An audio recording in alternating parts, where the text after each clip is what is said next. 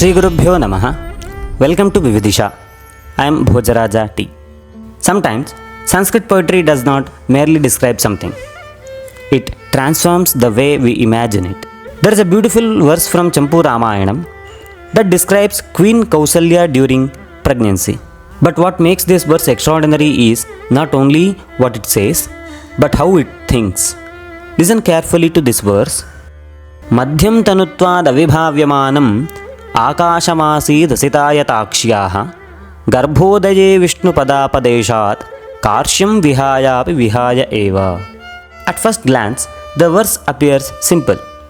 The poet is describing the waist of Kausalyā, but observe carefully what he is doing. Before pregnancy, Kausalya's waist was extremely slender, so slender that it was almost imperceptible. And because it could hardly be perceived, the poet compares it to the sky, something subtle, almost invisible. That itself is beautiful. But then comes the brilliance of this verse. After pregnancy, naturally that slenderness disappears. Ordinarily, the comparison should also disappear, but the poet refuses to let go of the image of the sky. Why?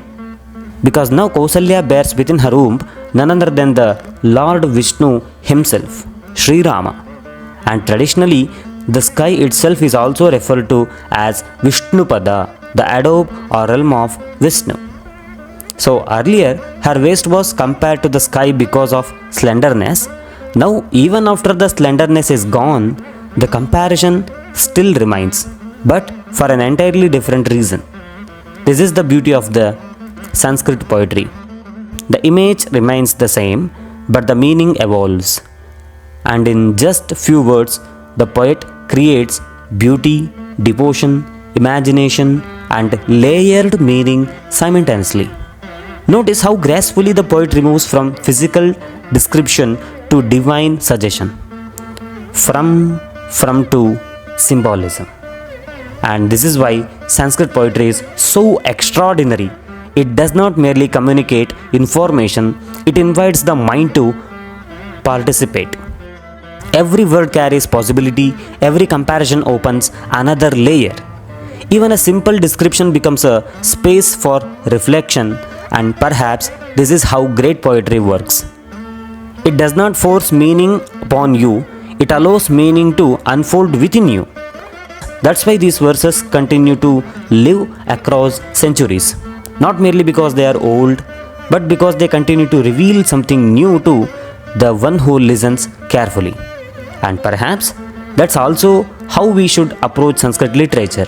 Not merely asking, what does this mean? But also asking, what is the poet making me see?